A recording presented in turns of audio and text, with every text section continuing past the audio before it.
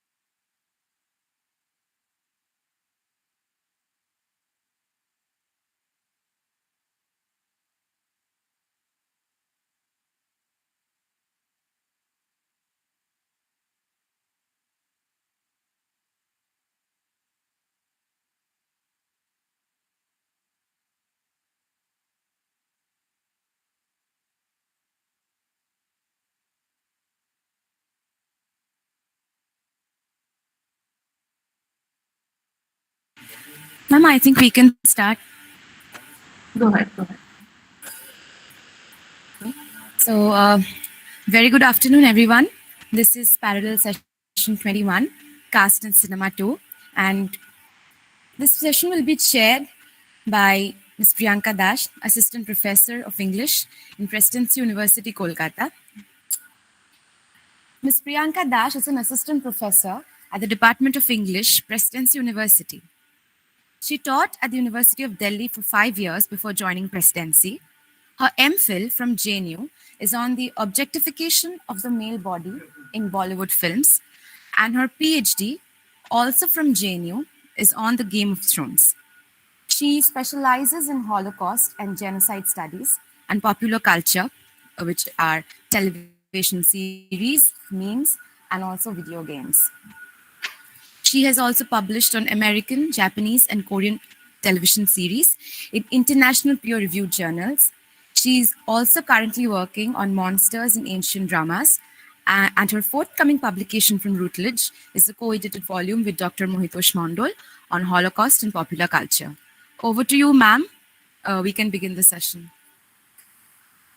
Thank you. Thank you, Orna, for the brief introduction, which usually leads to an awkward moment for the speaker listening to her own CV. Thankfully, I'm only going to share. A very warm welcome to each one of you, who has shown interest in this international conference on theorizing anti-casteism. This is a fruit of intellectual, technical, and obviously physical labor by the Department of English, with students, non-teaching staffs, and faculty members from both within and outside the department, everyone coming together to give it the form that it has now. And especially the head of the department, the convener of the conference, Dr. Mohitosh Mondol, deserves special mention, for he has been working tirelessly to actualize it. But of course, it wouldn't have taken place if each one of you hadn't come across and responded to the call for paper. Hence, I would like to start with a sincere gratitude to all the contributors, mostly who all are present here. You see, most academic conferences have become a quick way to enrich your CV, to gain those API points. But the fact is, writing a research paper, a truly researched one, needs time, it needs patience. And I believe that today we are going to do justice to that academic integrity by engaging in some thoroughly researched and original ideas. And the feedback and comments at the end of the session, of course. So here we are in this parallel session number 21, entitled Caste in Cinema. As you have observed, you see that by now we have had multiple sessions on caste in cinema, which proves how significant a role cinema plays in engaging with the caste discourse. And the entire two-day conference has tried to accommodate films from every region and language, wherever the subject of caste has been touched upon. And I'm eager to hear what today's session has to offer to this very relevant, this symbiotic relationship shared by caste and media. The format of this session remains the same as it was yesterday. Each speaker has 20 minutes to present their ideas, and then we will have a brief question and answer session where we will engage with the feedback and the comments for each paper, which I believe will help you strengthen your argument for further research. A request to each speaker: kindly stick to the 20 minutes you're provided with. Although as the chair, my job is to remind you to wrap up your paper in case it exceeds the limit, but trust me, I really don't want to be a party to this crime of interrupting or rushing you in the middle of your paper. So let's start with the papers. We have Mr. Imran Khan as the first presenter in this session. Imran earned his master's degree in political science from Presidency University, Kolkata. He's currently working as an assistant professor at the Department of Political Science at Diamond Harbour Women's University.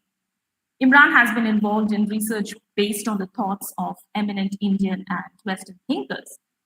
And today he's going to talk about the representation of Dalit characters in OTT platforms.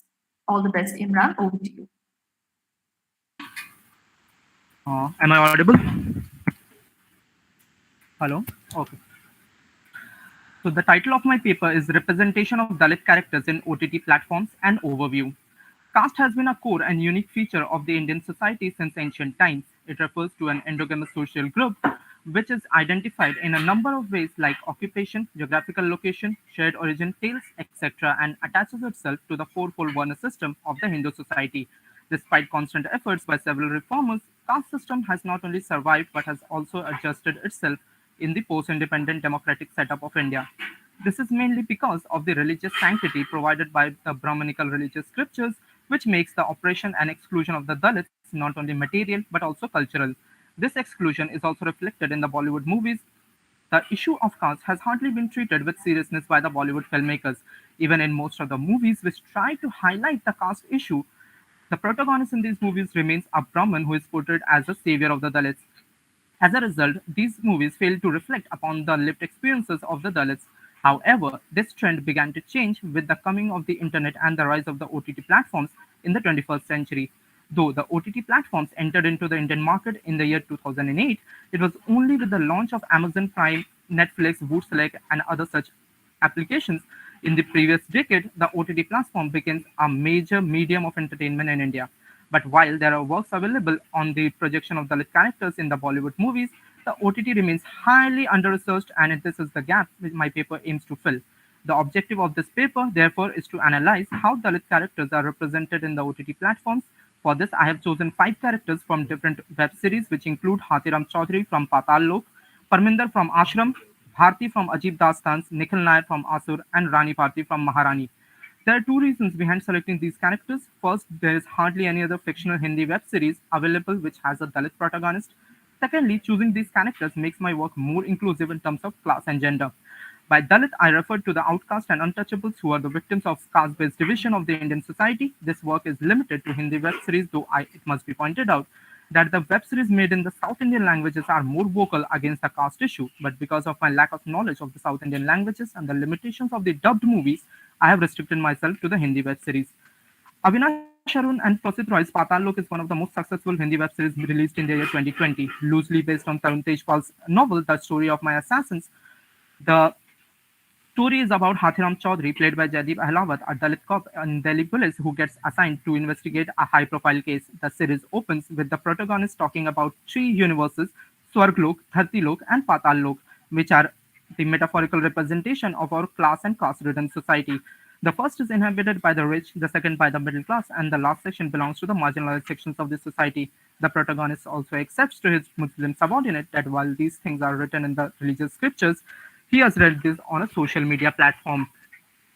This reinforces a social stereotype about the Dalits who are usually considered to be ignorant about the Shastras.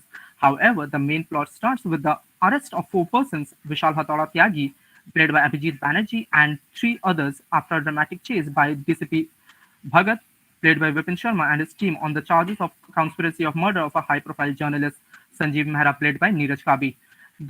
The DCP decides to hand over the case to Hathiram. As Hathiram progresses with his investigation, he gets dragged into the darker side of his high-profile criminal world. Hathiram's investigation centered on Tyagi, who used to work for a dacoit named Tunalia Gujjar in Chitrakoot. However, in the midst of the investigation, Hathiram gets suspended on the charge of leaking the details of the case in media, and the case gets transferred to the CBI, who declares it to be a cross-border terrorist attack. But Hathiram continues with his investigation. Ultimately, he cracks the case by discovering that the entire conspiracy was planned by Balkishan Vajpayee, played by Anup Jalota, a Brahmin leader of Dalit Vikas Party. Dunalia's younger brother, Gala Gujjar, played by Rajesh Sharma, wanted to join politics, but Vajpayee did not want him to do so, since Gwala was a strong man who used to provide him both muscle and money power. After Dunalia's death, Vajpayee wanted to eliminate Gwala by killing his biggest asset, Tyagi, for which he hatched a plan with the DCP to kill him in a fake encounter. Despite knowing all this, Hathiram decides to remain quiet for the sake of his job and family, as he says to Gwala, "What can I do, Gwala bhai, even if I want to?" After his suspension gets revoked, Hathiram asks the DCP, "Did you give me this case because you were confident I was no good to solve it?" The DCP replies laughingly, "You are indeed no good, Chaudhary, even if, in fact, much worse than what I thought of you." The series ends with Gwala and Vajpayee joining hands again, and Hathiram gets back his job in lieu of keeping his mouth shut. Prakash Jha's Ashram perhaps is one of the most successful as well as controversial web series ever made in India. The story revolves around a Dalit female wrestler, Parminder Lochan alias Pammi, played by Aditi Pohankar, and a godman who was actually a con man, Baba Nirala, played by Bobby Deol. The series begins in a village of Uttar Pradesh where Pammi defeats an upper caste wrestler in order to qualify for the state level championship. However, the judges disqualify her just because she was a Dalit. Later, when a lower caste man takes out his wedding procession on a horse, the upper caste man attacks the procession, in which Pammi's elder brother Sati sustains severe injuries. When taken to the hospital, the upper caste men did not allow the doctors to attend Sati. At this, Baba arrives and get the doctors released so that they can do Sati's treatment. This makes the Baba a messiah in the eyes of the Dalits, and Pammi decides to become a Sevadarni in Baba's ashram. In later episodes, it is revealed that it is Baba's modus operandi to help the poor and lower caste and gain their support and faith. As the story progresses, it becomes evident that Baba is involved in a number of criminal activities like murder, drug trafficking, rape, extortion, etc. Baba used to give heroin mixed laddus to his followers as prasad so that they become addicted and do not rebel against him. Baba's influence was such that even the chief minister and the leader of opposition of the state had to bargain a deal with him during the elections. This rightly points out the reality of our country, where a number of godmen and godwomen are involved in illegal activities, and and the administration does not take any action against them due to their large number of followers. The first season ends with revealing that Baba is also a womanizer that rapes different women every night after making them unconscious with certain kind of drugs. The second season, although do not deal with the caste issue directly, it depicts how Dalits are worst hit of the social exploitation in the name of faith. Baba starts getting attracted towards Pammi, and he rapes her several times while she was unconscious. Even after warned by one of her ashram mates, Pammi did not believe that it is the Baba who was raping her regularly. She says, "Whatever you said, I do not believe in it. Whatever may have happened with you, he is my God. He could never harm me." This correctly depicts the blind faith which these conmen enjoys in our society. Although Pammi manages to escape from Baba's ashram after knowing Baba's reality in the last episode of season 2, she fails to take her revenge. In season 3, Pammi, after all her struggle to save her life from Baba, reaches the court and files a case against him. However, the Baba again manages to manipulate the evidences and witnesses, and in turn gets Pammi arrested on the charge of murdering her own brother and father. Even Pammi's own mother stands against her in the court. This rightly points out how these conmen manipulates people so that they do not even trust their own kith and kin. The next is Netflix's Ajib Dastans, which is an anthology consisting of 4 short film segments, the most thought-provoking of which is Neeraj Gaiwan's Gili Puchi. In a rough span of 43 minutes, the story tries to address the issue of caste, class, and patriarchy in one go. The story is about 2 women, Bharti Mandal, played by Konkana Sen Sharma, a Dalit, and Priya Sharma, a Brahman, played by Aditi Rao. The story again tells us how Dalits are discriminated against at the workplace, even if they are more qualified, able, and talented. Bharti, who was more competent for the data operator job, had to work as a factory worker just because the factory owner gave the job of data operator to Priya, who was inadequately qualified for that job. She was also showered with accolades just because she was the daughter-in-law of a priest. When Bharti questions her boss about this, he replies, "There are so many other factors which we have to consider while giving a job."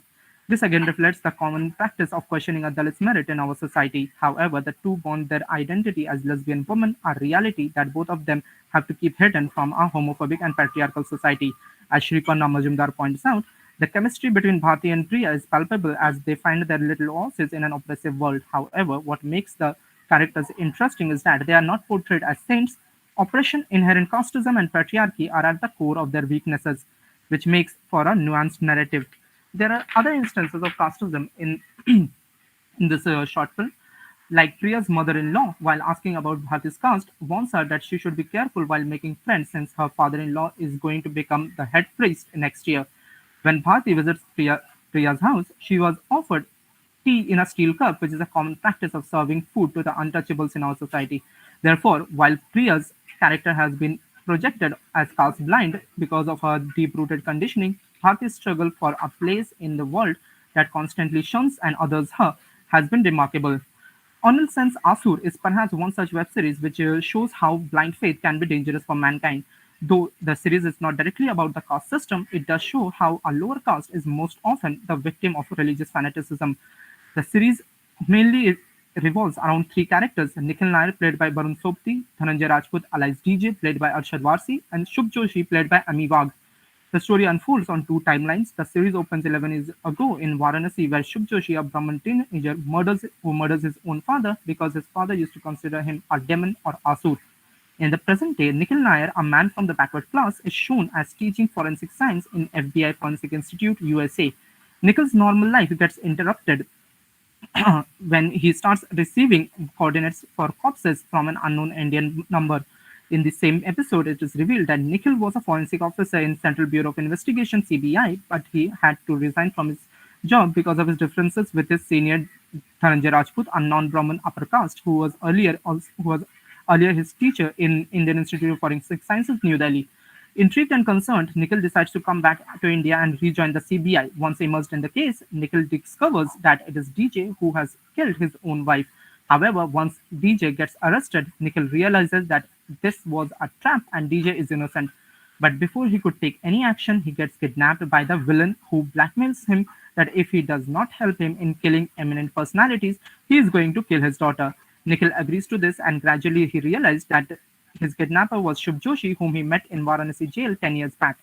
Shubh, who had immense faith in Hindu mythology, kills his father when he was a minor, but DJ, who was present in the Varanasi Ghat where the murder took place, decides to fabricate the evidences in order to prove that Shubh is an adult so that he goes to the jail and not to the juvenile center. When Nikhil comes to know about this, he resigns from his job because he did not agree with DJ's plan. Later, Shubh, along with his few companions whom he met in the jail, manages to flee and join CBI as Rasool Sheikh with the help of fake documents.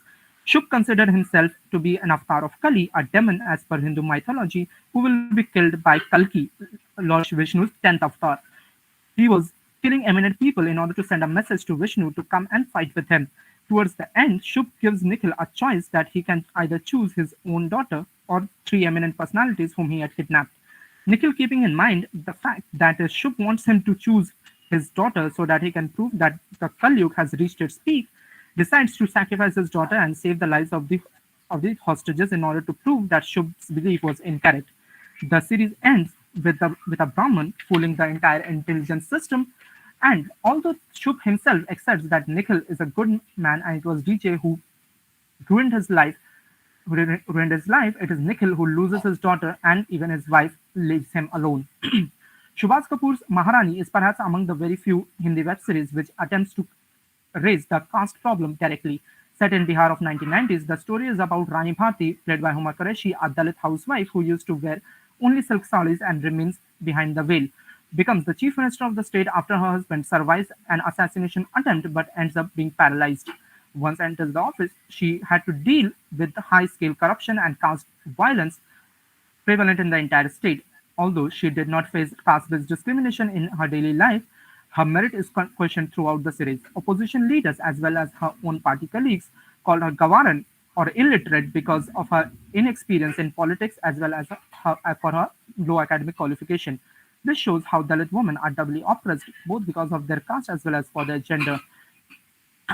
It is evident by a number of dialogues in the series where the male cabinet members express their willingness to be led by a Dalit man but not by a Dalit woman. When she tries to investigate the corruption prevalent in different governmental departments, her own husband stops her from taking several decisions and even forces her to overturn her decision. However, towards the end of the series, the main conclusion seems to be that corruption is a bigger evil than casteism, and the series ends with jailing the corrupt.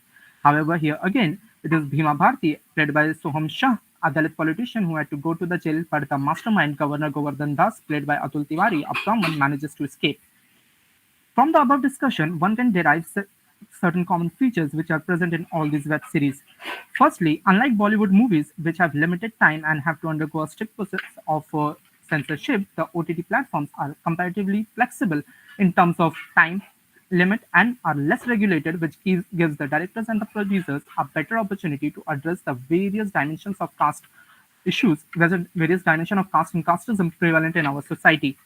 Secondly, unlike Bollywood movies like Article 15, Lagan, Swades, etc., in which a Brahmin protagonist is portrayed as a savior of the Dalits, OTT platforms have managed to highlight the caste issue through a Dalit protagonist. In a way, it has been successful in depicting the lived experience of the lower caste. Thirdly, all the protagonists in the above-mentioned series come from the elite section of the society. This is different from the Bollywood movies, in which Dalit characters often come from the peasant or working class background. This highlights the reality of the 21st century, where, despite having all sorts of legal and constitutional safeguards, Dalits have secured upward mobility only in the socio-economic sphere, but not in caste terms.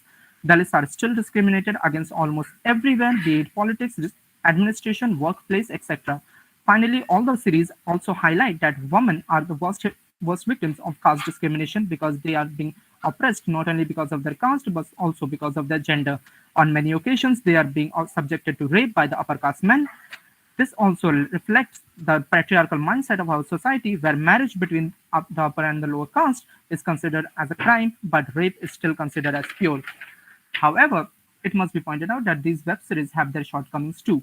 Firstly, all the web series discussed above ends with the triumph of the Brahman over the Dalit protagonist. In Patal Lok, it was Balkishan Bajpai who ultimately achieves his political end. In Ashram, although Pammi manages to escape from Baba's clutches, the Baba emerges as the most powerful man in the state, so that even the chief minister or the court could not take any action against him. In Ajit Dastans, although Bharti gets a job of data operator, but only at the cost of her love for Priya. In Asur, although Shubh's plan failed because of Nikhil's intelligence and sacrifice, nobody even suspects that the real criminal is still working as a CBI officer. In Maharani, the main culprit, Govardhan Das, manages to escape, while a Dalit Bhima Bharti had to go to the jail. Secondly, all the Dalit characters are presented here in a very simple and undistinguished look. Hathiram is presented as a fat man who only wears full sleeve shirts and formal pants. Nikhil wears check shirt and have uneven moustache and beards with uncombed hair. Both Bharti and Pammi hardly used to do any makeup, and Rani Bharti is a fat woman who only wears silk saris throughout the series. This reinforces the stereotype about the look of a Dalit prevalent in our society, which is quite different from the protagonist which we usually see in Bollywood movies. Finally, in all the web series, the character of a Dalit has been played by an upper caste. This shows that almost there are still very few Dalit actors and actresses who get an opportunity to work as a protagonist, at least in Hindi web series. Thus, it can be said in the conclusion that although OTT platforms has raised caste issue better than the Bollywood movies by emphasizing upon the daily life experiences of a Dalit protagonist, it has reinforced a number of caste-based caste stereotypes prevalent in our society. Dalits are still represented at the margins with the Brahmanical anti-hero laughing the last laugh. The OTT platforms has also failed to induct more Dalit actors and actresses who can play the characters in a better manner. Thank you.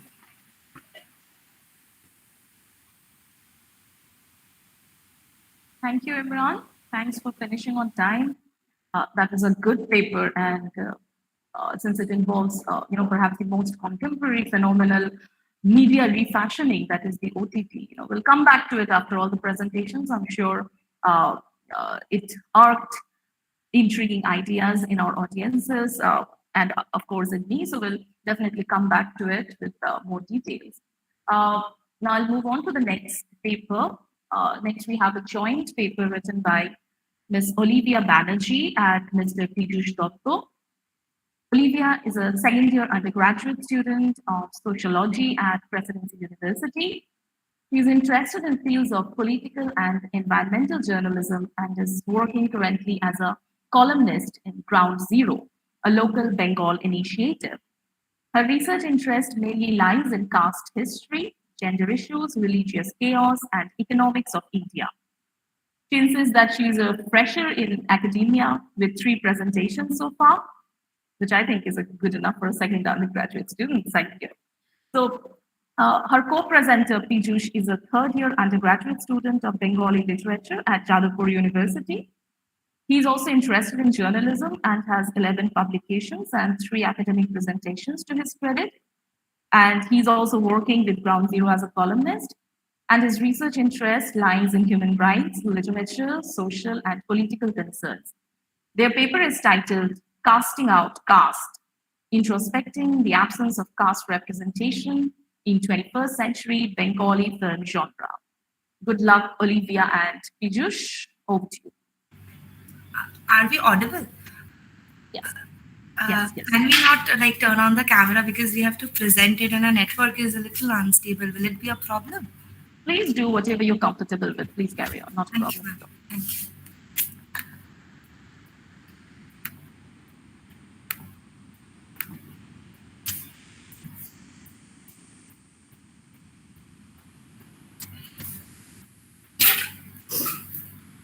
Ma'am, is the slide visible? Yes, the slide is not visible yet, but we can see that you have started presenting. We can see only a white blank page. Is the slide not visible yet? I mean... No, to me, no. I don't know if it's visible to others. You have a co-presenter, right? Maybe. Yeah, yeah. Yeah, or no, it's a blank white page, right?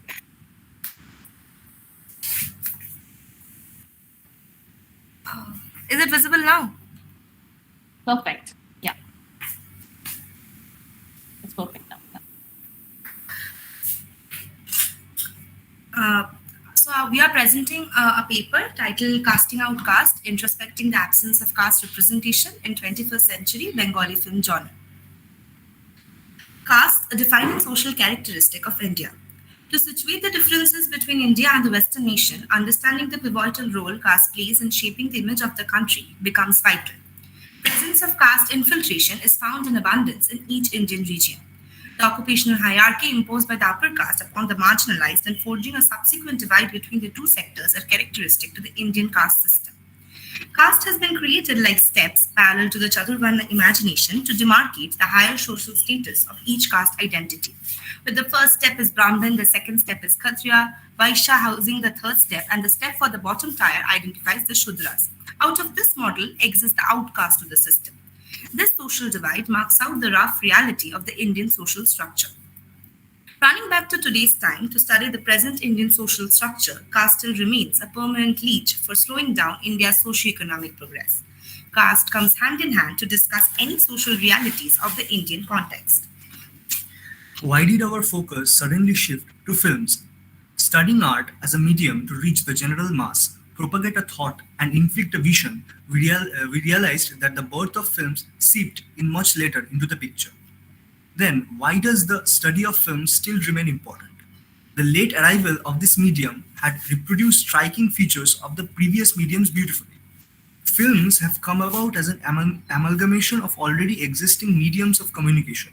Housing audio and visual characters, it is possible to delve deeper into the discussion of the story that the film seeks to capture. The film that builds on society, which contains social customs, ethics, and reality, can have a more far-reaching effect on the mind of the viewer than the rest of the art media. This makes it important to know exactly how much space a film of a region is giving to the reality of that region.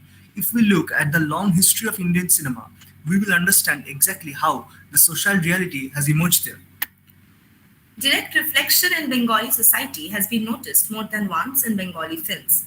The political history of Bengal and the culture of Bengal's long movement has influenced Bengali cinema for a long time. As a result, in the history of Bengali cinema, we find movies which are politically driven and depict the harsh social reality. The reality of the society and the classification is also reflected in the successful films of multiple markets. As an example, we can see the successful director Haranath Chakraborty and his film Shoshurwari Zindabad, where a poor houseboy has to overcome multiple obstacles to marry his rich lover. In this film, in several scenes, the hatred towards the other classes of the civilized Babus of Bengal can be noticed. Also, in other genres of film, we can see this class discrimination and caste hatred, like Mrilan Sen's Kolkata Ekattor or Interview. Also, this market is successful in Bengali films of this period, and other genres are somewhat similar. This political point of view can be noticed in it. Caste practices in the Indian subcontinent, especially in Maharashtrian and Malayali films. In this comparative discussion, we will note that the operation of caste system has appeared in North and South India with a horrible nudity. As a result, in states like Maharashtra and Kerala, multiple struggles and bloodsheds against the caste system have developed. The first example of this is the Bhima Koregaon struggle in Maharashtra. Later, the Dalit Panther movement. Movements like Vaikam Satyagraha in Kerala. As a result, in multiple films in Maharashtra and Kerala, we see the reflection of this anti-apartheid movement. Maharashtrian director Chaitanya Tamhane's film Court gives an idea about the caste system in Maharashtra, where a Dalit folk music artist is being taken to court because some people think that a slum dweller has committed suicide after listening to his song. On the other hand, in the Malayali film Pada, the storyline captures the struggle of the indigenous people against the land sharks. The tribes are among the most marginalized identities of the society. They have been the victims of multiple Brahmanical attacks for ages. Pada represents the marginalization and the minorities voicing out. Simultaneously, this caste depiction is not very common in the Bengali genre. Although Although one or two productions meagerly show tribal societies, it is seen from a completely urban point of view. As an example, we can see the movie Mohananda, directed by Arindam Shil, where it has been repeatedly shown that the urban intellectual writers of Kolkata are in the forefront of the land movement. Although class views have repeatedly come to the fore in Bengali films, caste system has been heavily underrepresented. Situating the dearth of caste representation in Bengali films. Despite the presence of class in Bengali films, the absence of caste system draws our attention to the political movements in Bengal. Most of the movements that have taken place since the Renaissance of Bengal, including the left-aligned movement, shows the dominance of the Bengali Babu culture, the culture of the regional elites. Subsequently, the Bengali Bhadralok has also dominated over the Chotolok narrative in the Bengal political context and also the reproduced culture in movies. The access to film production also comes with the social capital and economic concentration. Thus, evidently, the role of the upper caste only got included. The dearth of political mobilization along the line of caste is also another reason for the lesser representation. Without a movemental orientation, consciousness of an issue fails and stops the discourse reflectively. Caste failed to get represented owing to the irregularity of conversation about caste within the Bengal circuit. Caste has been only a tool for vote marshalling for the parliamentary forces, but they never tried to organize a mass resistance on the caste issue. Thank you. Thank you.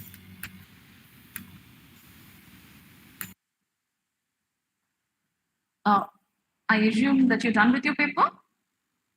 Yes, Okay. ma'am. Okay, good. So thank you, Olivia and Pijush. I'll reserve my comments till the end of the session. And next, we have another joint paper by Ms. Aiswarya T.S. and Ms. Sweta Rath, who interestingly have a joint bio note as well. Aishwarya and Sweta are research interns at the Center of Studies for Plural Societies. They both have done their post-graduation from the Central University of Andhra Pradesh and are amongst the top students of their class. They are both interested in research, especially in the field of post-colonial studies, cultural studies, and gender studies. They have presented papers at international and national conferences alike. Their first joint paper, titled Music, Journey from Carnatic to Rock, was presented at the National Seminar on the theme of Assimilating the Change, Assessing the Role of Gender and Culture in the Post-Colonial World, which was organized by Dhyan Prasarak Mandal's College and Research Center at Goa. Their objective is to add to the growth of academia and, in addition to that, bring a fresher perspective to assess the inclusion of plural societies. Interesting. Their paper is titled New Outlook, Caste and Gender in Writing with Fire and Spotted Goddesses. Aishwarya and Sweta, the floor is all yours. Thank you, ma'am. Ma'am, we would like to present our PPT if that's possible. Yes, please do. Thank you.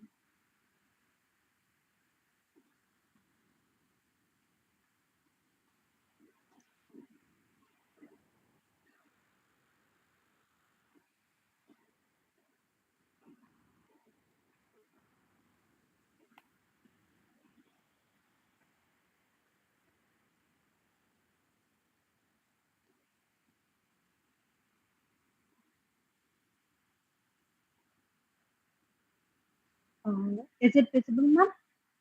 It is visible and you're clearly audible, so go ahead. Good afternoon, everyone. It is I, Sweta Rath, And me, Aishwarya T.S. and today we are going to present a paper which is titled New Outlook, Caste and Gender in Writing with Fire and Spotted Goddesses. One need not go back to Stone Ages to find the imprints of the caste system. It is something that has been existing through centuries and is still evidently visible in the society. India's caste system was officially abolished in 1950, but the 2000-year-old social hierarchy imposed on people by birth still categorizes them by defining their place in the society, what jobs they can or cannot do, and even who they can marry. Here, I would like to cite a quote from Dr. B.R. Ambedkar's undelivered speech, Annihilation of Caste. Quote, Caste is not a physical object like a wall of bricks or a line of barbed wire, which prevents the Hindus from commingling and which has therefore to be pulled down. Caste is a notion, it is a state of mind. This is a quote from 1963, but still feels relevant in 2022. The normalization of caste system is visible in a lot of regions. Even in some of our homes where we keep separate cutlery and tumblers for the house helps or daily wage laborers. And women, when born into a family of quote unquote lower caste, get the shortest end of the stick. Women are triple marginalized. First, they're marginalized by the patriarchy. Next, by the caste system. And third, by being victims of sexual violence. This will be the focal point of discussion for both of our primary texts, so I won't be discussing it any further. And art, cinema, and literature have a huge impact on the lives of people of an era. So this is something I would like to talk about. These art cannot be considered merely the source of entertainment as they act as a strong force of power to mold and change different practices in the society. We don't really have to emphasize on the power of multimedia. The best example I can think I can come up off the top of my head is the Johnny Depp versus Amber Heard trial, which was highly televised and that led to Depp winning in the court of public opinion. Here, I would like to mention, other than our primary text, two other projects on the multimedia platform. One is The Death of Us, which is a 2018 documentary directed by Vani Subramaniam, and it shows the tangled knots of injustice unfolding different case stories of prisoners who mostly belong to the minority groups. And also, I would like to mention the movie Jai Bhim, which is the title being a reference to Dr. Bhimrao Ambedkar. It is a 2021 Tamil film directed by T.J. Nananapal, and it also tackles the issue of caste injustice, and it also includes police brutality in it. Moving to our primary text, our first text is The Spotted Goddesses, the full title being Spotted Goddesses, Dalit Women's Agency Narratives on Caste and Gender Violence. It is an ethnography of caste, gender, and Dalit women's leadership. The book is divided into a prologue which sets the core theme of caste and gender for the rest of the book. It is followed by the introduction where Roja Singh speaks of earthy humanness, which is also a core element of the book. Then the book has 8 chapters which detail the various topics ranging from casteism in ancient Hindu texts to criminalization of caste to revolutions by Dalit women and all the way to Bama's narratives. Singh ends the book with the concluding chapter which deals with her story as a Dalit woman in USA. Now, I would like to ask my co-author Aiswarya TS to speak a little bit about our second primary text, which is Writing with Fire. Writing with Fire is the second primary text in this paper. It is a documentary directed by Arinta Thomas and Sushmit Ghosh that portrays the journey of a group of Dalit women who founded the newspaper Kabar Lahariya. This documentary is the first ever Indian documentary to make it to the list of Oscar nominees in the Best Documentary Feature category. The documentary shows a series of events covered by Kabar Lahariya reverberating the strong passions of Dalit women. Back to Sweta again. Thank you. So let's discuss a little bit about our first primary text. The reason why we chose this particular text, Spotted Goddesses, is because in this book, Sings brings in a new perspective where she showcases how the women are exhausted by their predicament and take matters into their own hands. The women convert the rage they have for being mistreated all through their life into fuel to fight the injustice. When it comes to the title Spotted Goddesses, it encapsulates the objectification of a Dalit goddess Mariamman in the life and transfigurative workings of Dalit women. Singh discusses Mariamman, quote, as a spotted goddess, which means settling on bodies as smallpox, and Dalit social actualization of the ambiguous necessity of her deceased and healing presence. She thus provides a contrast in religious and social meaning to traditional gods and goddesses in dominant Indian cultural thought. The main objective of the book is to challenge and reconstruct the differences of the Dalit woman from the aspect of earthy humanness that challenges the normalized ignorance towards a group by categorizing them as silenced or subaltern. Singh sees Dalit women's activism rooted in earthy humanness, as she weaves the stories of Dalits who demand, create, and sustain positive changes. Earthy humanness is the term that Singh uses to create a parallel between woman and gentleness. She mentions in the dedication of the book how earthy humanness is a way of life which sustains peaceful family, community, and global inclusion. Singh further explains how this trait of earthy humanness encourages the union of vulnerability with strength, which ignites the required enthusiasm to bring a positive change.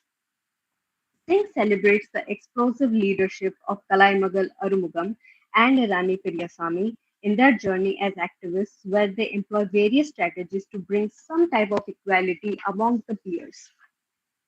Kalai and Rani lead the successful venture for eradicating the trade of sarayam, which is a type of locally brewed alcohol in their villages. This particular instance is given a lot of weight by Singh because here Kalai and Rani are fighting the patriarchy and caste system simultaneously and for the first time in their lives. But they are going against their husbands, and it is taught in their and in our society general that the husband is the quote unquote Pati Parmeshwar. So you have to listen to everything that he says. But they're going against the abuse that they are tolerating and they're not just adjusting because that's where wives are supposed to do apparently. And they're also going against the people at the top of the social hierarchy by prohibiting the distribution of the local alcohol, which is produced by the people of the by the people who are at the height of the social hierarchy. Singh also explores various facets in her book. She begins by presenting the her story from the viewpoint of Indian Dalit woman, narrating how the caste system gained prominence. Since most of the Dalit stories were spread orally, she dedicates one entire chapter to the songs sung by Dalit women. As we have mentioned earlier, art, which also includes songs and music, it is considered to be one of the most impactful mediums. And the songs of Dalit women, in Singh's own words, transcend boundaries. Singh says these lyrics include transgressive notions, a command over experiences of untouchability that only a person treated as untouchable can express, an honest response to Dalit female identities in both positive and negative descriptive circumstances and actual physical spaces, elements of nature and real people being called into their full transformational capacity. The way Singh has elaborated the song sessions, the resemblance between the song sessions and ancient Greek theatre plays is uncanny. In both of them, the audience is a part of the performance. In the Greek theatre, it's the chorus who represents the audience, and in the Dalit song sessions, the audience is encouraged to sing and dance along with the performance. The other distinct similarity between both of those is how they both are pedagogic in nature.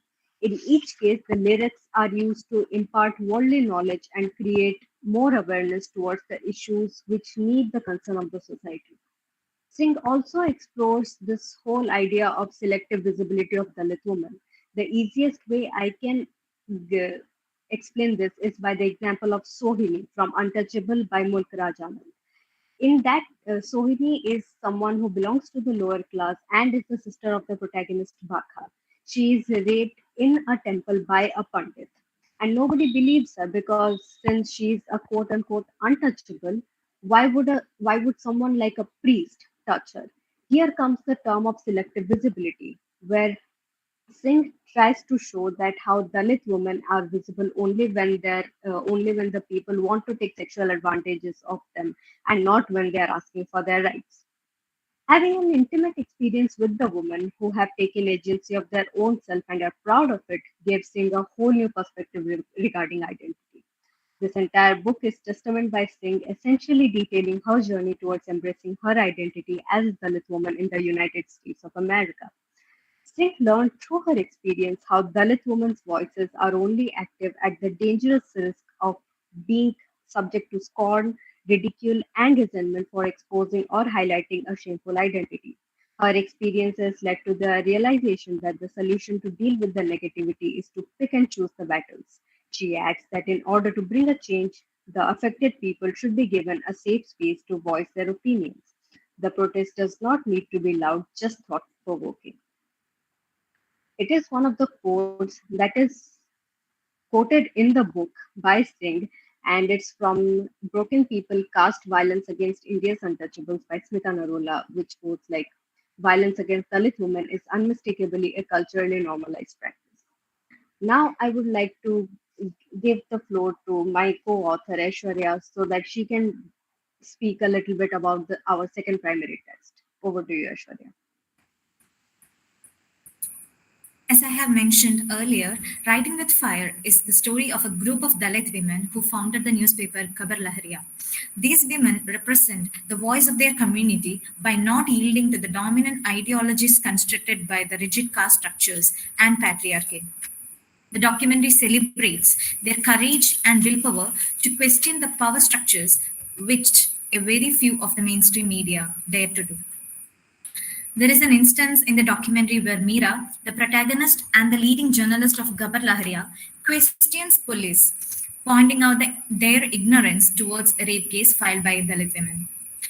There is another journalist, Shyamkali, who reports the rape case of another girl of the marginalized community, even if she knew she had to fight the battle alone in bringing the story out, as many of the members of their community resisted to open up about the incidents as they were threatened by the rape accused. However, she wins the battle as the rape accused was arrested and prosecuted a week after Shyamkali published the story. Shyamkali also filed a case of domestic violence against her husband, who tortured her, also who disliked her for her going to a job. And I remember a statement by Shyamkali where she says that I would leave you instead of leaving my job. Khabar Lahariya, or Waves of News, gained more prominence after switching to the digital platform. Documentary showcases the passionate women learning and adapting to transform the society using technology as an armor. It's notable that documentary also shows the friendship among the women journalists who embrace their identity and constantly support each other in their endeavors. The childhood friends Meera and Kavita hold up to each other in their hard times. They travel together and know that they will be there for each other as a life supporting system. The women journalists' trip to Kashmir unveils the beauty of womanhood as they showcase the bond shared between the members of Khabar Lahariya. They have developed their own space for sharing thoughts and expressing their true self in this group. The documentary also shows the power of ethical journalism. Meera says how journalism has been a platform to voice their opinions and question the oppressing power structures. The women of Gabar Lahariya have reconstructed the opinions on what journalism should be and how journalism should work. Can you change the slide? Yeah, this is a quote where the protagonist Meera says, if we don't adapt, we won't survive. They really want to adapt because they chose to adapt, to change their lives, to transform their lives. Change the slide again. Coming to the conclusion, the documentary unfolds their works on multiple incidents that include the deaths in the mining blast, rape cases, murders, water unavailability for the irrigation purposes, problems of farmers, road constructions, and several other issues belonging to the minority community. The power of journalism as a medium and a voice between people and government is shown here. Spotted Goddesses and Writing with Fire are texts set in different geographies, the former in Tamil Nadu and the latter in Uttar Pradesh. Even though the people in these texts are scattered geographically, their stories have the same trajectory. Both the texts showcases the beauty of womanhood and friendship built by women. Whatever the path, their destination is the same. They use different mediums. For example, in writing with fire, they use the medium of technology to speak out their problems, to come out of their struggles. And in Goddesses, we see a lot of organizations coming up, a lot of women speaking up for themselves. And even if they choose these different paths, their goal is same. Their goal is to speak up for their community. And finally, one could see how these both of these texts show the ways in which Dalits embrace their identity and built their own revolutionary stories in their own terms. Thank you.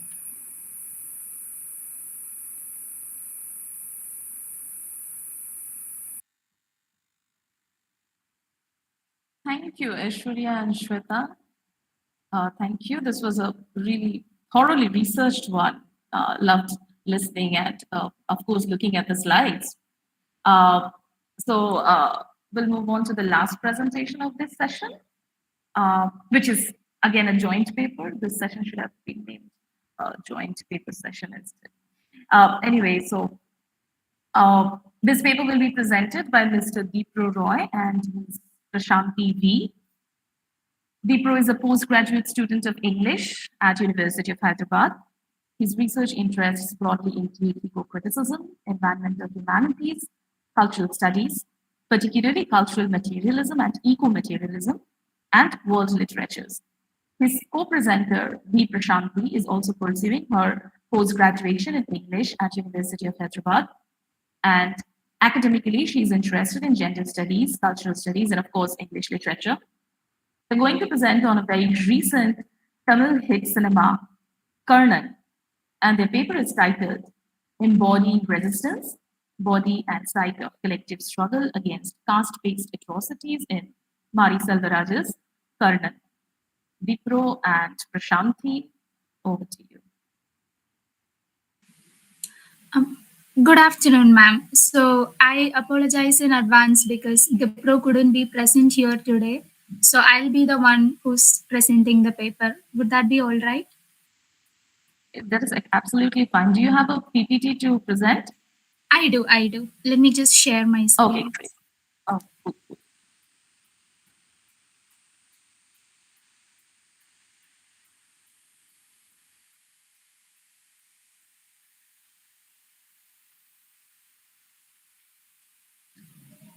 Is my screen visible? Yes, it is. All right.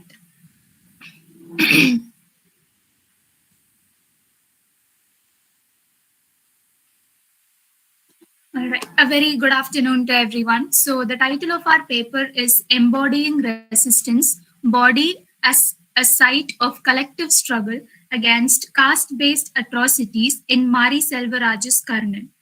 And the way the presentation has been structured is first I'll tell you about the story of Karnan, and then I'll tell you about how the body has been used as a site of memory and history, and then I'll deal with the theoretical frameworks that we've used throughout the paper. The first one is theorizing the human, his body, and the environment. And then I aim to situate the human and his body within the framework of eco-materialism. Then I talk to you about the thesis of this paper, which is basically the human body as a site of caste-based atrocities and collective resistance. And then towards the end of the paper, I use the frame of intersectionality, which was given by Kimberly Cranshaw, to assess privilege and oppression in the movie Karnan.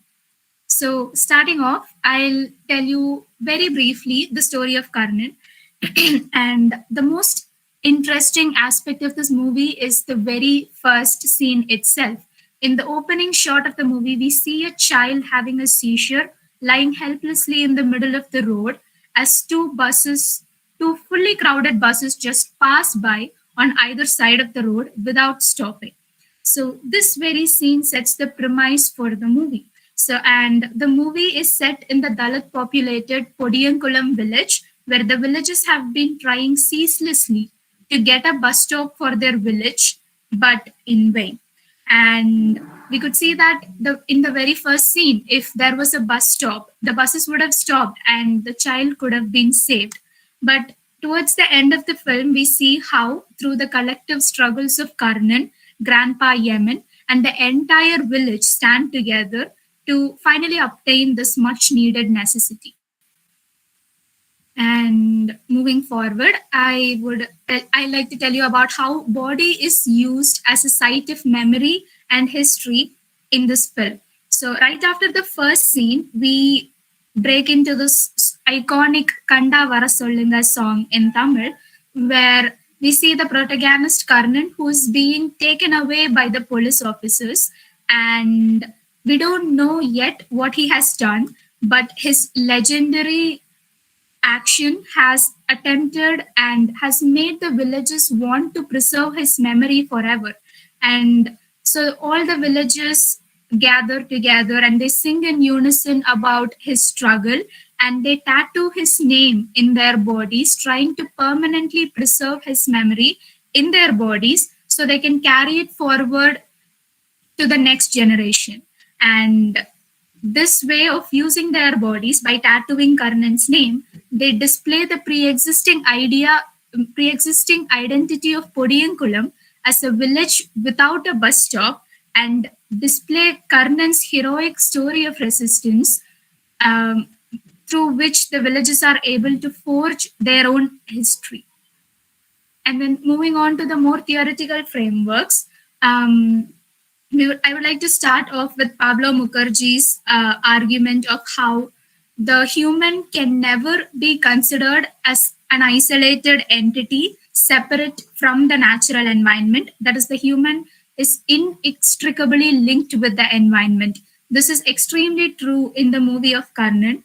And also going back to the theoretical framework, Mukherjee highlights between Brian Norton's distinction of weak anthropocentrism and strong anthropocentrism. So strong anthropocentrism is basically that humans are the supreme force of nature, and all the other non-human entities like the natural landscapes around us, the domesticated animals and everything around us are peripheral and lesser in significance as compared to humans. That is strong anthropocentrism. But weak anthropocentrism basically means that humans and the environment have to interact together, and the humans establish an integral connection between themselves and the natural environment through their modes of human labor. And following through the logic of the theorizations, we have tried to achieve a middle ground between deep ecology, which is the westernized form of ego-critical thought, where people believe that nature should be worshipped and every aspect of nature should be preserved and protected. And then there's the capitalist view of nature, where every element of nature is treated in its exchange value and not really treated for what it has to be. So, and we have tried to take the middle ground between both of these aspects and try to look at a weak anthropocentrism, where through the mode of human labor, humans can maintain a harmonious coexistence with the non-humans. That is, the domesticated animals and the humans can live harmoniously without each other having to worship or exploit the other. And in Karnan, the village of Podiyankulam, it being a predominantly agrarian community, they rely on their collective labor through which they interact with the natural environment. Moving on to the politics of caste, we've already established that this the village of Podiyankulam is one where the people are inextricably linked and connected with their environment. So all the people in the village, they respect their elders. And in the film, there is a scene where a village elder is being taken to the police station for no reason at all and being made to stand there and not even being offered a seat or given food. And when the village elder tries to talk to the upper caste police inspector, he touches the shoulder of the police inspector as a friendly gesture. And this touch like visibly offends the police officer, and he gets disgusted by this and considers the touch impure, and he immediately starts violently attacking the village elder.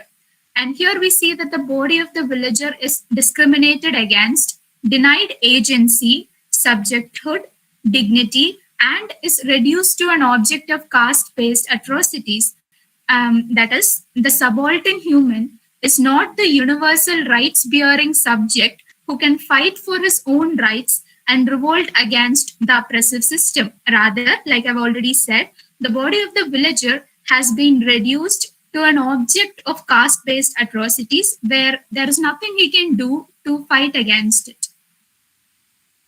And moving on, which is again the central thesis of our paper, human body as site of resistance. There are two instances in the film which really resonate with the audience. And the first scene is when Karnan, the protagonist, is on a bus and he asks for the bus to stop at Podiyankulam village. And obviously the bus conductor and driver refuse it, stating reasons that there is no bus stop in your village. And then as the bus gets closer to Podiyankulam village, we see how Karnan constantly beats his leg against the bus, and finally he ends up throwing himself out of the moving bus.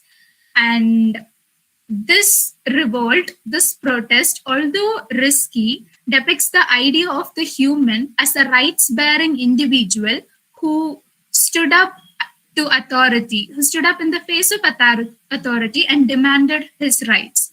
And secondly, towards the end of the movie, there is a scene where during the brutal onslaught of the police, Grandpa Yemen, one of the village elders, sets his body on fire and rushes out of the hut where he took shelter with the pregnant women. This spectacle of an event causes the riot to just stop. And through both of these instances, we see things that has never been happened before.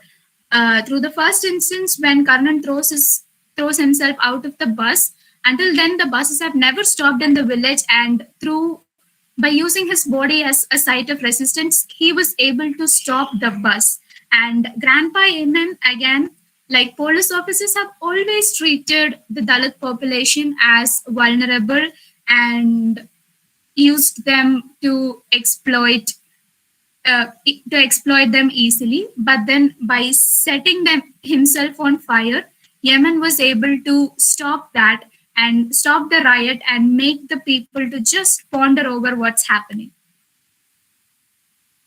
And then moving on.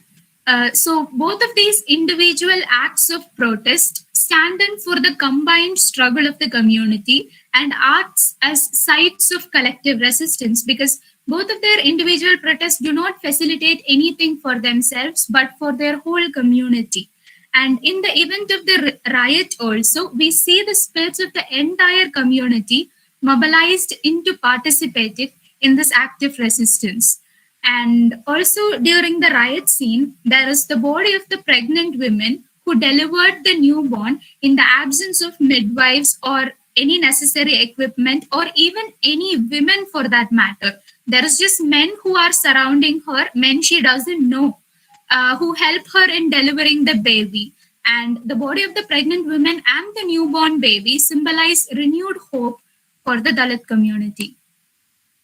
And then we come to the end of the paper. I'd like to apply the lens of Crenshaw's frame of intersectionality. So intersectionality basically examines the various ways in which race and gender intersect to produce different forms of oppression and marginalization. So when Crenshaw was trying to defend a Black woman's right to get employed, she couldn't describe it properly without the concept of intersection. So she explained that some forms of injustice can only be looked at from the intersection of two or other marginalizing social categories. And in this paper, I've expanded the scope of intersectionality beyond race and gender to analyze the movie of Karnan at the intersection of gender and caste. And in this movie, we see how Dalit women are doubly oppressed by virtue of their marginalized caste and gender, both of which are marginalizing social categories. And in the movie, there is a scene where Poilal, a very smart young woman who was the first person to finish her schooling, enrolls in college. She accompanies her father and goes to board the bus at the nearest bus stop, the bus stop which is populated by upper caste Melur villages. And here we see a man from the upper caste Melur community violating her body by drawing a lewd representational female body on the walls. And angered by this, her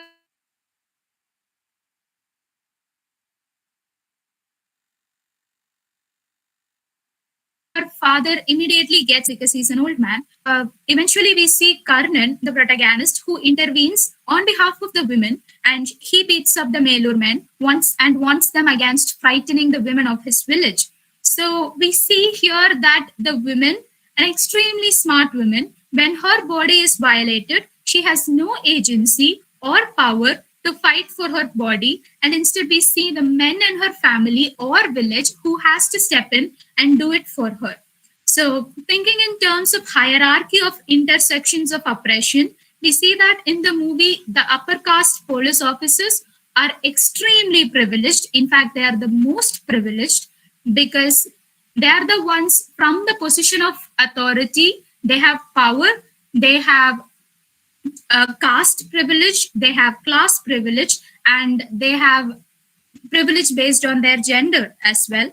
So they are the most privileged. And then we see Dalit women in the village as the most oppressed because they are being oppressed by men in their own village, by upper caste men, and by police officers from the different caste. So that brings the presentation to an end. Thank you.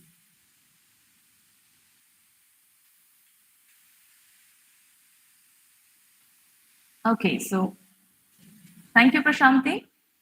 That was a very good presentation. And here we have like 16 or 17 minutes for discussion. And here comes the tough part, where I assume the role of a critic, which is a professional hazard in academia, I guess. You all have done a brilliant job. I really want to congratulate you. You have chosen excellent texts and have you've tried to present the ideas that seemed pertinent to you. For the audiences, please post your questions in the chat box, and before taking up questions, I have a lot to say since your papers gave me a lot to think. Uh, I will only put across some observations and a few questions, which I hope you will take in the spirit of learning and unlearning. And try to please write down the feedback or the questions as I proceed with individual papers. So first of all, I would like to start with a general observation, which kind of converge with all the papers that we have had in this session. You see, almost all the papers have touched upon a few convergent and very pertinent questions, overlapping questions. One being reinforcing the idea that cinema is indeed a powerful tool to address the real problems of the society. And it must be responsible, it must be accountable for how it depicts each identity, how it depicts each individual or community. And many of you have also pointed out how this is often not achieved, how this huge responsibility is often shrugged off. We maintain a safe distance from all these perils of the society because almost every institution, from media to publication to educational spaces, has this phenomenal presence of upper caste people, and rightly so, because the starting line of an upper caste and lower caste is never the same. No matter what their current financial status is, the generational gaps of the cultural capital is never at par with that of the Brahmins. The second point is that another question that all of you have raised is this unidirectional, this monotonous portrayal of Dalit characters. They have mostly been projected as submissive, as helpless, lacking confidence, lacking agency. And it is usually an upper caste protagonist, unaware of casteism so far, as depicted in this very controversial release of the film Article 15, which is a little unrealistic, since an IPS officer cannot really pass the UPSC without reading anything on caste, without reading Ambedkar or any caste discourse. So this upper caste protagonist suddenly realizes how this is a social peril and how he or she needs to redeem the helpless Dalit from such a sorry state of affairs, from such a miserable condition. Most of you argued that this portrayal needs to change, this homogeneous kind of depiction needs to change. The third point is that, there is also this ritualistic practice of casting a non-Dalit actor to play a Dalit's role, which Imran's paper also mentioned. So, what is the hypocrisy here? What is the politics of representation here? How can a non-Dalit understand the lived experience of a Dalit? This is a question that has been floating across again recently, of course, with the release of Article 15. But you see, the question is not really new. It has existed since Mulk Raj Anand published Untouchable. So, my first general question is, maybe you can just write it down and then get back to me after I'm done with all the individual presentation and the questions towards them. So the first general question is that should we accept this kind of movies when we know that the entire crew is mostly formed of non-Dalit people? And what they are doing is imitating a Dalit's life on screen, which is definitely not enough to understand the lived experience and never does full justice to it. Or, on the other hand, should we celebrate the fact that it's a progress? That the lower caste voices have been heard finally. Or maybe it's the beginning of winning the battle. It's a symbolic beginning. Since upper caste directors, producers, and actors have finally bothered themselves to come down from this ivory tower to engage with the so-called worthless lives of the Dalits. Is it a win-win scenario? Complementing both the parties, like the Dalits being heard and the upper castes being the saviors. So is it a win-win scenario? I think like most of the Bollywood movies are targeted towards a large audience comprising of all classes, not just Bollywood movies, but also regional movies, the OTT platforms included. But if they cast a Dalit actor in a movie that addresses the caste question, or they cast a transgender actor in a movie that deals with the questions of LGBTQ+, do you think the viewers will still be this much enthusiastic about going to the movie theaters with their family? Isn't there a possibility that the bulk of potential viewers would actually shove this aside, as they don't get to see a charming IPS officer like Ayushmann Khurrana playing the main role? Wouldn't such movies be discarded as docu-films that pertain to only a particular section of viewers? For instance, the academics. So this is where I end my general observation for all the papers. If we have time, we can get back to the discussion. Now I'll try to put in the individual questions. So my first feedback for Imran's paper is that Imran, it was a very good paper. I enjoyed listening to all the narratives surrounding the Dalit characters. Though I wish you had included more critical analysis than keeping it more descriptive, rather than detailing the names and events, you could have theorized a little. And, like not just how they're represented, but why they're represented in certain ways. And also perhaps what really needs to be changed and how can it be changed. The problem in academia is that we problematize everything, we raise questions without really offering any solution ever. So we are like post-structuralists, we try to keep it open-ended, open for every kind of interpretation. But I think it is our shared responsibility as well to come up with certain solutions, at least, if not a very dictatorial one, if not a very definite one.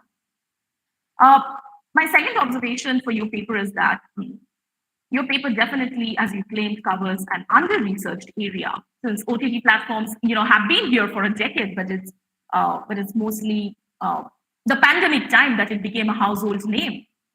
Going by the selection of your visual text, Patal Lok, Ashram, Asur, then Maharani, and then Ajit Dastans, all were released quite recently. I really liked your honesty when you said that, because of your lack of acquaintance with Dravidian languages, you had to restrict yourself to study only Hindi web series. Fair enough, we do need to know what's going on in the Hindi motherland, in the Hindi belt.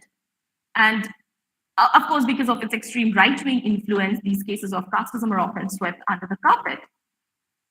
At the same time, I urge you to cross this 1 inch tall barrier of subtitles and watch this beautiful, Tamil web series, Pava Karegal, which is also a combo of 4 unique stories. And the second story, which is called Love, Panna Uttaranam, takes you to this very realistic heterotopia of caste experiences, gives you a ground zero kind of Dalit narrative. This will maybe perhaps in the future it will help you to do a comparative study of North versus South Indian representation of caste, and maybe you would know that why such representations are problematic. My second question is that, this is actually my first question. Till here, it was only a suggestion and observation. So my first question is that why do you think most of them are crime dramas? I mean, is there any connection or maybe an allusion to the recently reported Dalit rape and murder cases? All these Hindi web series, they're crime thriller. And does this crime thriller genre attract more viewership?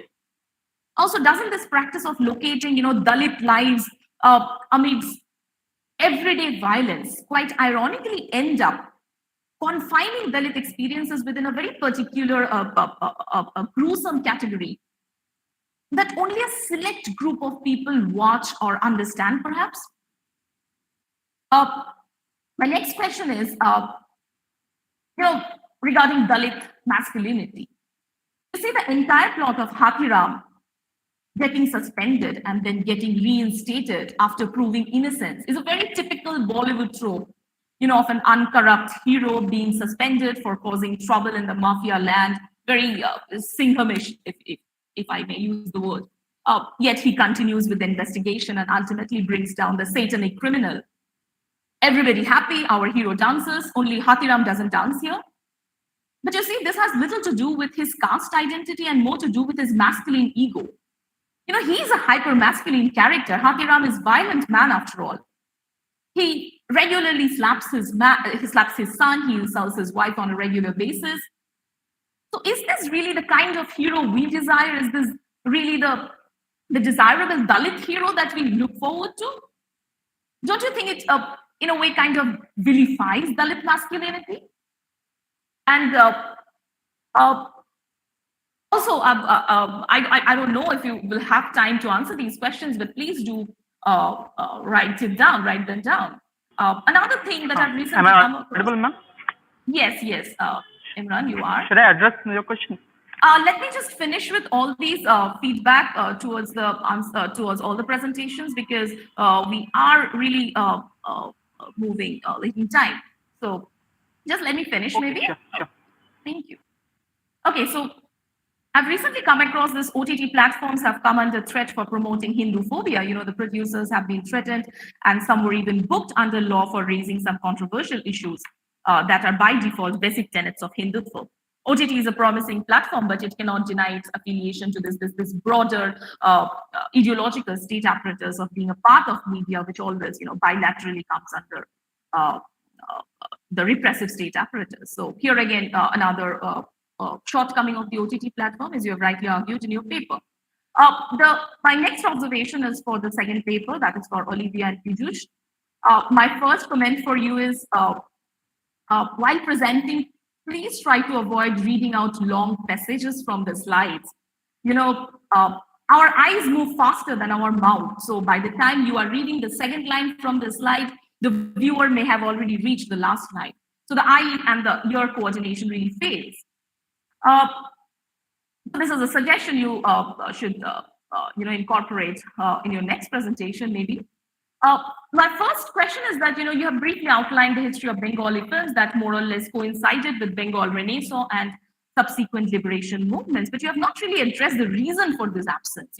Why do you think Bengali films have shied away from addressing caste issues? Does it hurt the Bengali Bhadralok ego to accept that even after decades of communism and intellectual productivity, casteism is still very much a part of this very society? Or has caste been always swept under the rug since the fundamental tenets of Marxism has primarily given importance to class conflicts only?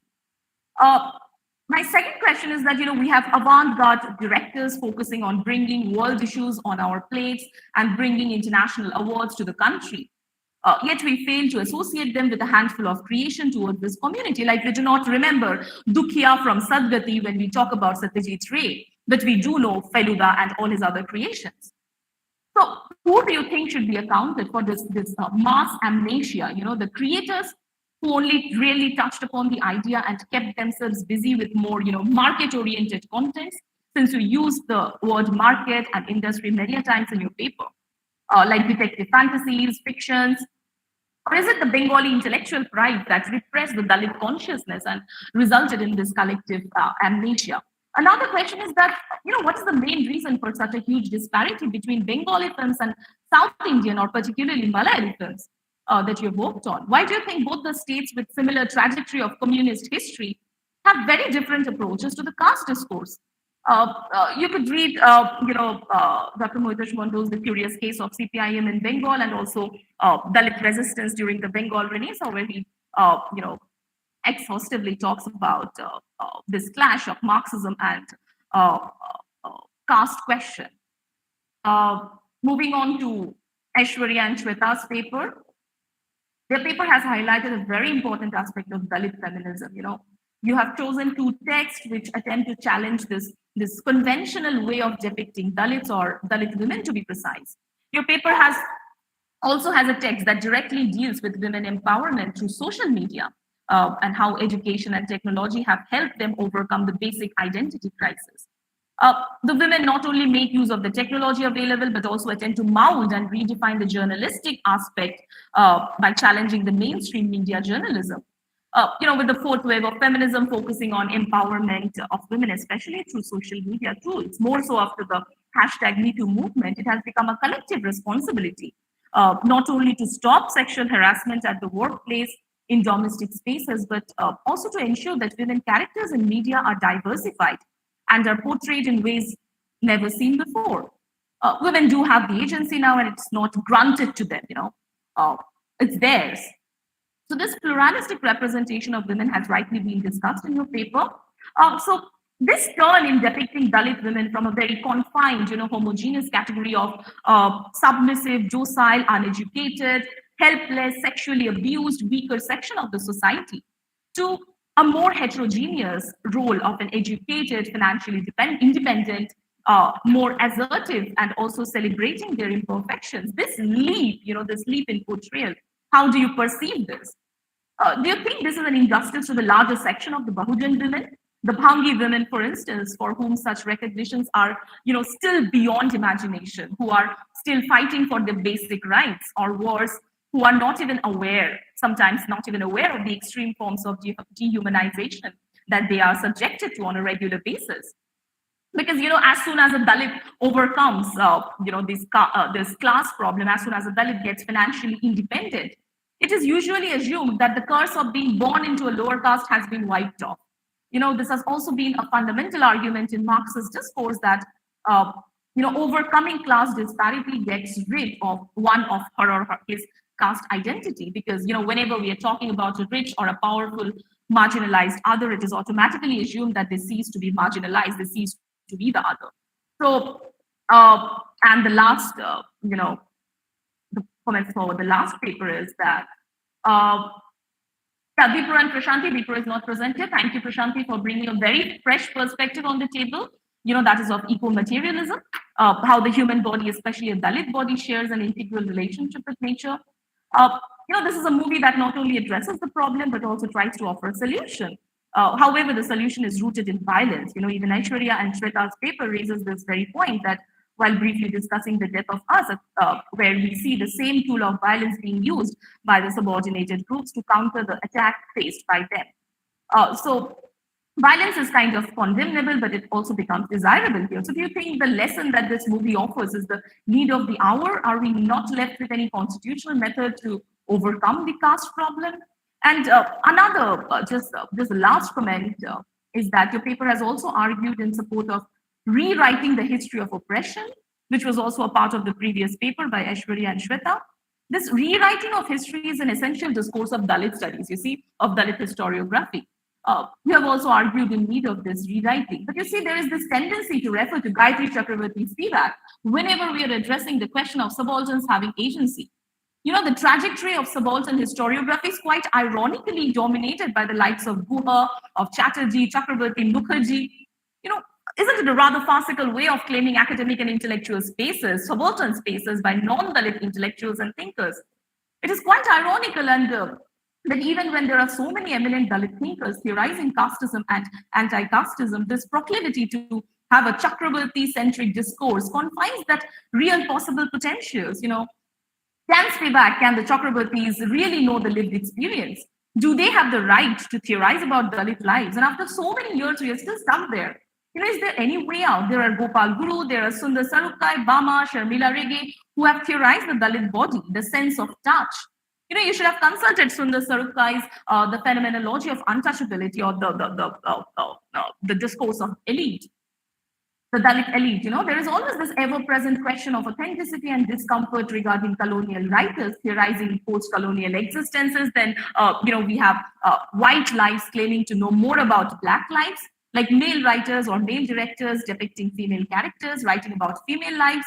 Similarly, if we keep going back to Brahmin thinkers and intellectuals to understand Dalit lives, how justified is that? You know, is there no alternative rethinking possible of Dalit historiography and, you know, reading papers on casteism without taking recourse to this upper caste-centric discourses? So yeah, so I have spoken a lot. Do we have time? Is the student volunteer who was with there? Orna, are you there? Yeah. Yes, ma'am. So do we have time? I don't think so, right? Yes, ma'am. We have time till 4. Oh, great, great, great. So I have put in all my questions, and then maybe Imran, you may start. Yeah.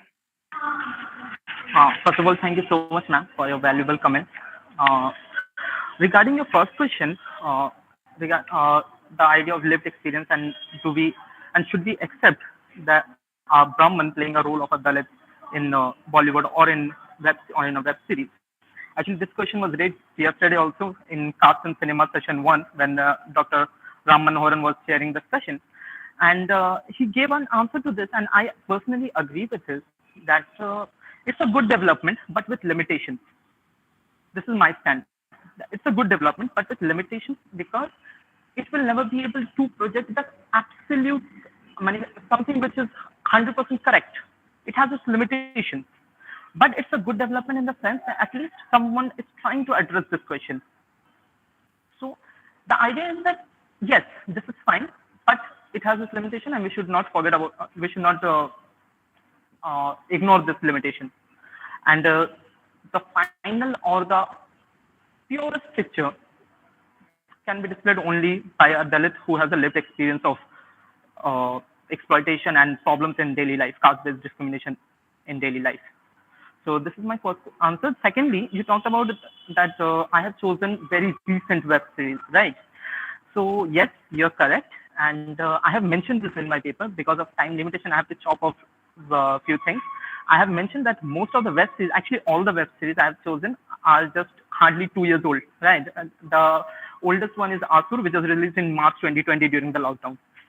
So yes, it's true. And it is only with the lockdown, during the lockdown period, the OTT platform has reached its peak. So it is absolutely correct. And also you talked about that a particular kind of presentation, like crime thrillers about Dalits and caste-based discrimination. Yes, it is true. And even the audience who are watching these web series are mostly those audience who come from the upper caste. I have seen this. I've seen it informally. I haven't included this in my work. But when I speak to people, I often see that lower caste people or minorities or Adivasis, they're still not interested in these OTT platforms. They still go to the theater every Friday and watch movies and those love stories and all such things. But yeah, in order to make a series which will have higher IMDb score, they are presenting things in such a way. So it's absolutely true what you said. And fourth question regarding Hathiram's character, and he was very much patriarchal. Yes, his character is very much patriarchal, and I've mentioned in my paper that these web series have reinforced certain stereotypes which are prevalent in our society. But at the same time, as you said that he slaps his wife very often. Actually, in the entire web series, he slaps his wife only once. Okay, in episode number 6, I must tell you that. And he was slapped by his wife in turn in the very next episode, which is quite feminine in nature, right? It's not patriarchal. Getting beaten by a wife is not patriarchal, I suppose. So yes, it's true that his character and other characters also, like So Nikhil's character, sorry, Imran, does that normalize, the gender violence practiced within, lower caste families, lower caste domestic spaces? That is kind of that is not usually shown when we are dealing with upper caste, married couple spaces. So does that kind of normalize it? That both are equally violent. Dalits are violent by definition. Yes, again, I will reply the same thing, that it reinforces certain stereotypes that Dalits are violent, they are uncivilized, they are not like upper caste so-called heroes like Ayushmann Khurrana in Article 15. So it just reinforces this kind of stereotype. So yes, I agree with you, but fine. This is what I would say. Correct. Thank you. Thank you so much, Imran. We move on to Olivia and Pijush. You guys there? Yeah. Yes, ma'am. Yeah. Moving on to your first question on the issue of representation, which was more of a general question. Our views are similar to that of Imran as well, because we believe that obviously this is a problem which exists in the industry where non-Dalit actors or people who have not gained that experience are being used as actors, or they're representing experiences which are not known to them. But obviously, there is one more fact that even if a non-Dalit actor is used for representing a Dalit character, probably it is better than not talking about the Dalit issue as well, because it starts a discourse which is more essential. But we have also seen, like while we were researching for the paper for the movie Court, so there was the main character, Veera Satidhar. So he was actually a Dalit folk artist, by his own identity. So we see breakaways from this general trend of like casting, when we see in Article 15 where Ayushmann Khurrana is like the savior, and everybody like the main hero is generally a Brahmin or an upper caste person or an elite person for a movie which is talking about a Dalit issue. So we have seen breakaways, but yes, it's obviously a problem, but it's essentially starts a discourse which could not really be neglected. And coming to our particular questions, I would like to answer both of your questions, like the first and the third question, like why do we feel that there is a dearth of caste representation in Bengali films, and parallelly there has been representation in case of Maharashtrian or Malayali films, because of the fact, mostly in the South, yes, both of them have shared a very subsequent communist history. They had political parties which were left aligned. But the factor which has affected this non-representation in case of Bengali films is because we never had an anti-caste struggle as such in our political history, I believe. But on the other hand, in the South, there had been evident struggles related to caste. So maybe we had borne the left. We had a left culture, but our left culture had probably created a Bengali Bhadralok image who carries Marx and Engels, and it's like an intellectual elite icon type of a thing. But probably in the South, it is more of people who are mixed with the mass. They are protesting for their language rights, for their caste rights, and so probably that is why it has been like differently represented in terms of culture or in terms of like films. And for the question on mass amnesia, where you're talking about like Satyajit Ray's Sadgati and like remembering Feluda, it again, I Sadgati was not a movie. Like when I saw it, I felt like it was a first time some sort of a caste representation was taking place in a Bengali picture, but it was not based in Bengal, but rather it was based in Madhya Pradesh. Like the story was based in Madhya Pradesh. It was not about Bengal. So it was coming from a person who was Bengali, but it was not showing the Bengal narrative, but rather this Feluda and everything, they are based in Bengal. So probably the Bengal audience were able to relate with Feluda of his identity, of his culture. It was probably because of the fact that they had deliberately negated out Sadgati from their memory, and also coming down to that factor that the Bengali intellectual, and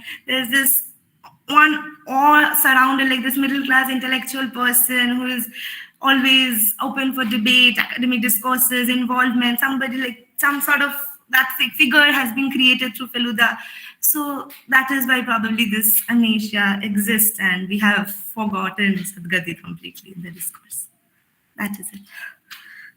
Very good. Thank you so much. You have properly answered to all my questions. So next we move on to Sweta and Aiswarya.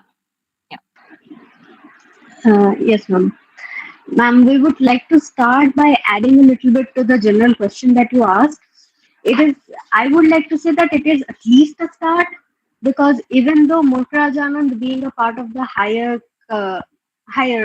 caste or whatever, he spoke about the lower class people, but at least it stirred the conversation that was really necessary. And we can also see this is not the same thing with the cast. Even with the recently released movie Chandigarh Kare Ashiki by Ayushmann Khurrana, even then there was a discussion why was not there an actual trans fan who was playing the character that Vani played. And it is something that is in our society. But the thing is that if you do something, even then you are criticized. Even you don't do something, even then you will be criticized. So at least do something and be criticized for that. And again, I would like to add to that, we need a Dalit representation, because I would like to quote Denzel Washington here, as he said, it is not color, it's the culture. You can't explain the kind of things that they are feeling from a third person point of view. You have to be in between them. You have to live the life to explain. Even the whole concept of the movie Jai Bhim, we could see that they're going through all that thing. Obviously, it horrified us to the core, but did we actually feel what they were feeling? Do we actually know the kind of things that they were going through? So yes, it is a start, but we need a more. We need more. We need a lot more. So, and I would like to redirect the question that was for us to Aishwarya so that she can answer.